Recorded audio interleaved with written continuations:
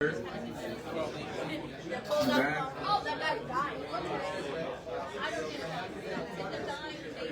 somebody clang some silverware?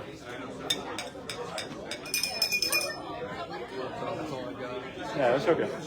We'll get there. We'll get there someday, Pops. Godfather reference. I know every line in all three Godfathers is really sick. It's really embarrassing.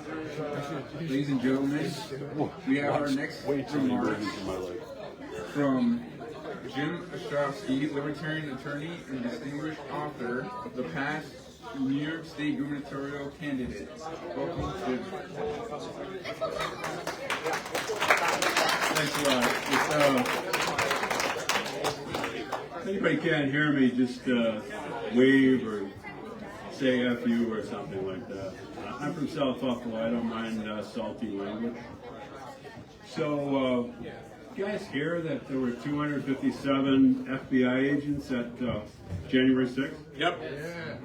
So, I just want to make sure before I start, will the FBI informant in the crowd just sort of wave?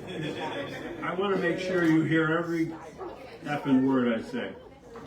So, in John Carpenter's movie, They Live,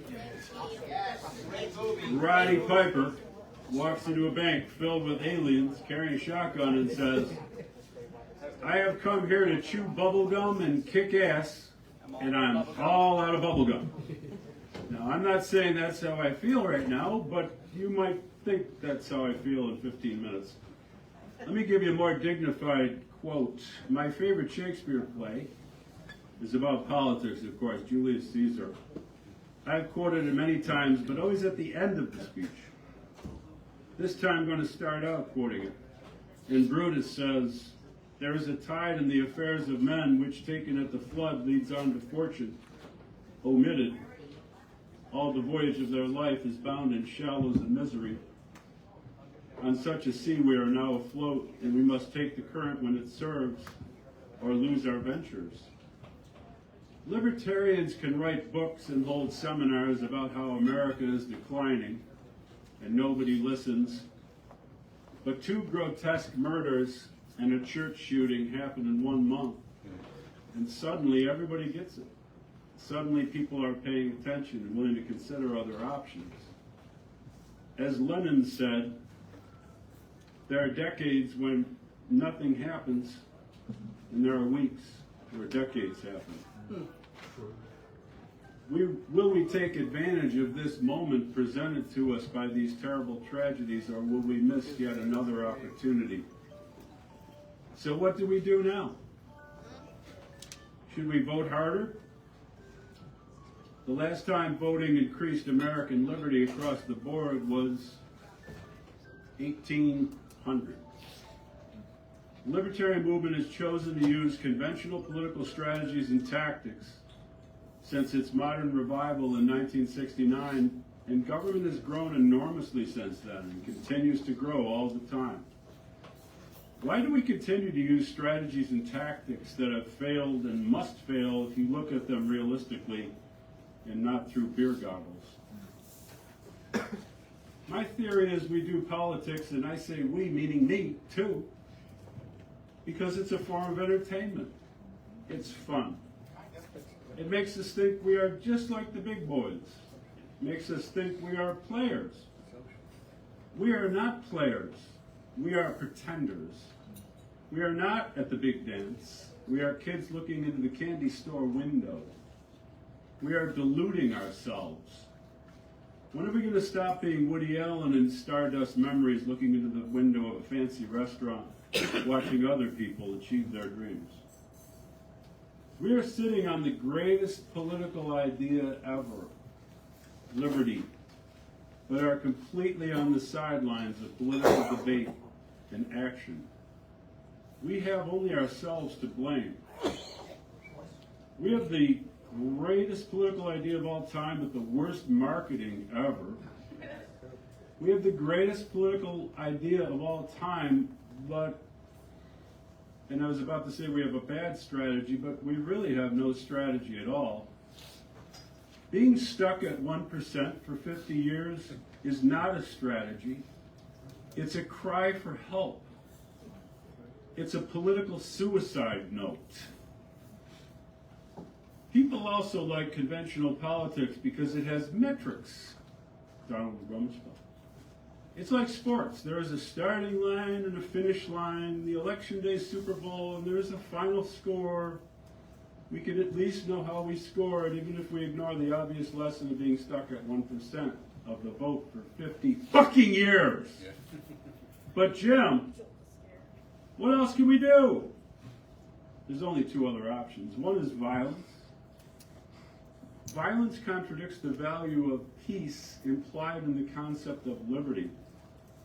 Peace is liberty. Liberty is peace.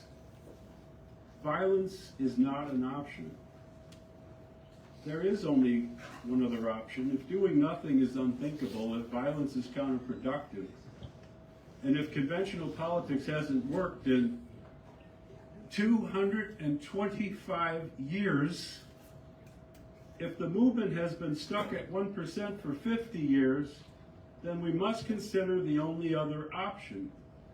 As Sherlock Holmes said, when you have eliminated all which is impossible, whatever then remains, however improbable, must be the truth.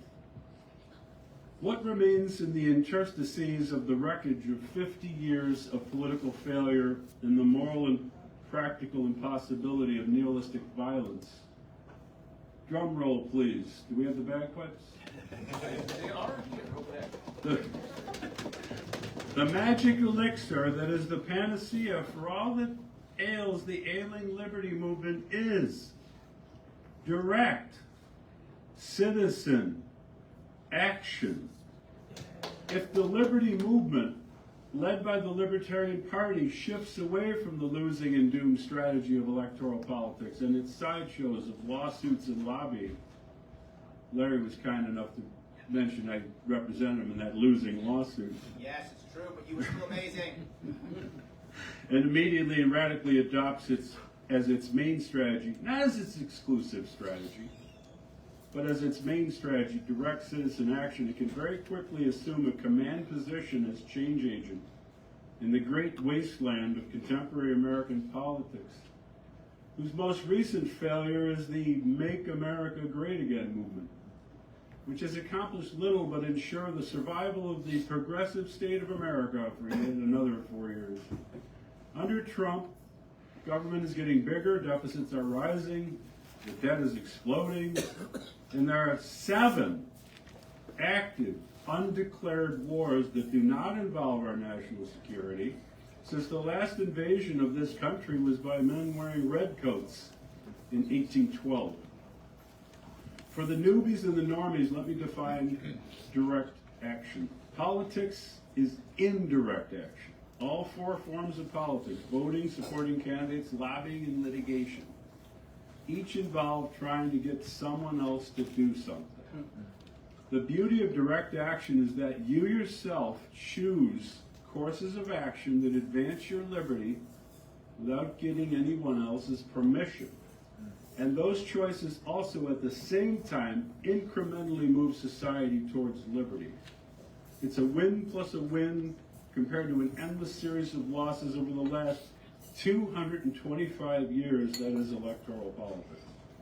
I have identified about 15 forms of direct action. However, time is short, and as shown by recent events, the nation is in dire straits and in a steep and obvious state of decline, so drastic action is required. We are running out of time, and if we don't seize the day, the hard political left will.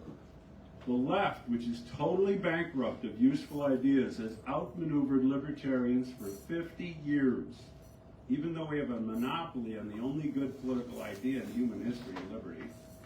The left is brewing up a nihilistic and violent revolution on social media, especially on TikTok. Please, let's not allow ourselves to be outmaneuvered by our ancient rival, the left, once again, by being caught flat-footed. So out of the entire panoply of direct action ideas, such as voting with your feet, voting with your health, and voting with your dollars, We need to keep it simple, stupid, and pick one big direct action issue which, if focused on by the entire liberty movement and made the center of our attention, energy, and resources, can thrust us to the center of the intellectually bankrupt American politics very quickly. It can be the glory days again. It can be 1776 again. What is that one issue? I'll let the late, great Charlie Kirk answer that question. On June 9th, 2025, he posted, "Get your kids out of government schools." Similarly, thank you. Similarly, on June 9th, 2019, he wrote on Twitter, "Public schools are rapidly being taken over by radical leftists. I firmly believe the new generation of parents should strongly consider homeschooling their kids." Of course, libertarians have been saying these things for decades. In an article published in 1999, proving how old I am, I wrote that homeschooling was the best political strategy libertarians could pursue to combat government schools. In 2009, I published "Government Schools Are Bad for Your Kids," and in 2022, I published "Free the Children." But people weren't ready to listen just yet. The lockdown did the trick. Parents began to monitor remote classes and were appalled at the political brainwashing I wrote about in government schools. A picture is worth 1,000 words. Parents saw children at almost zero risk from COVID being cruelly forced to wear filthy masks 6 hours a day and started pulling their kids out by the tens of thousands. So of the few positive trends in American society in the last 50 years is a sizable increase in homeschooling that is largely responsible for dropping enrollment in government schools from about 90% in 2010 to 83% now.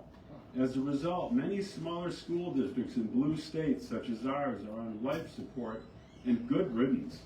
All they need is a final push in the form of a massive sudden withdrawal of kids, and they will implode, and we will have accomplished something the Republican Party has failed to do since the dawn of the progressive era in 1913.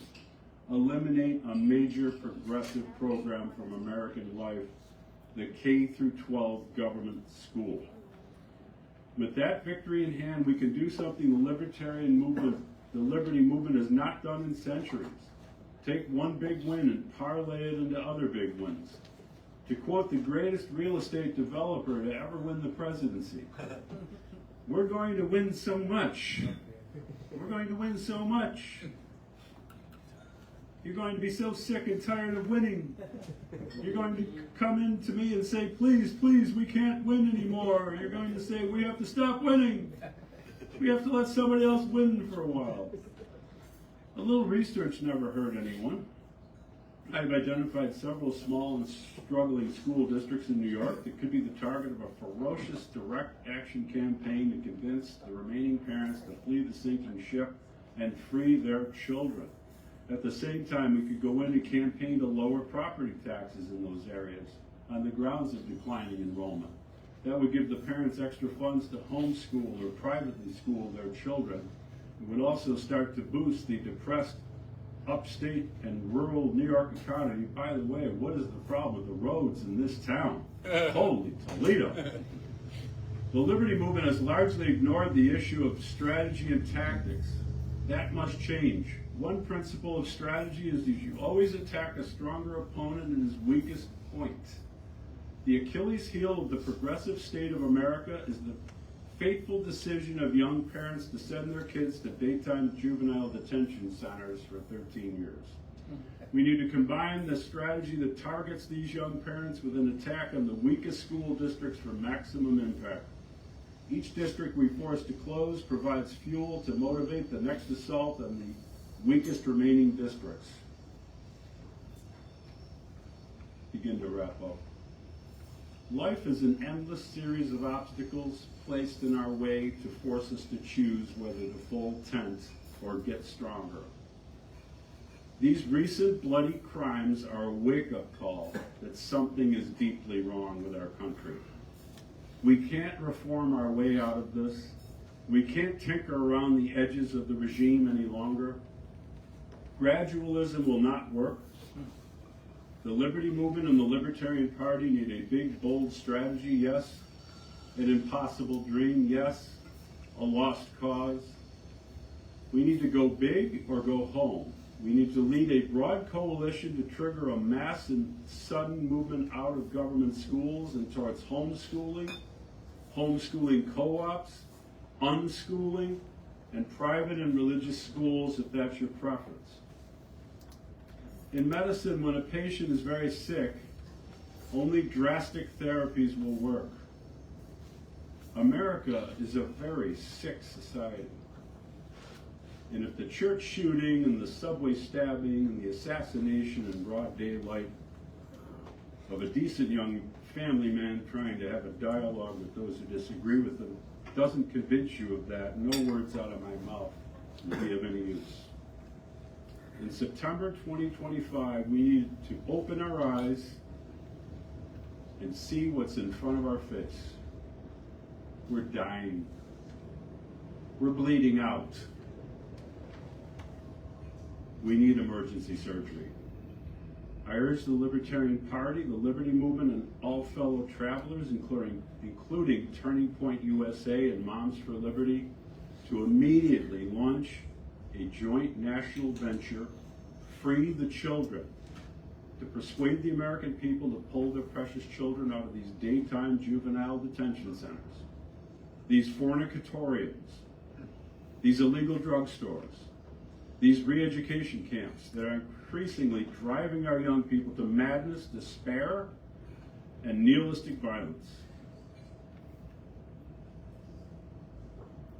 Can we do it? Are we ready to do it? Henry V answered that question before the Battle of Agincourt.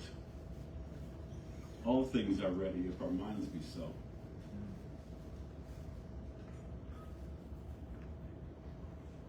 Let me close by once again quoting the greatest poet in human history. There is a tide in the affairs of men which, taken at the flood, leads on to fortune. Omitted, all the voyage of their life is bound in shallows and in miseries. On such a full sea we are now afloat, and we must take the current when it serves, or lose our ventures. No, Brutus, we will lose our country if we don't free the children. Thank you.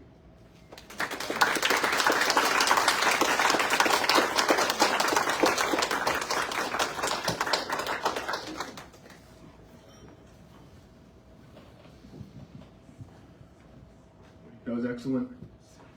I think you are still live streaming though. Is this also your microphone stand? I'll grab it.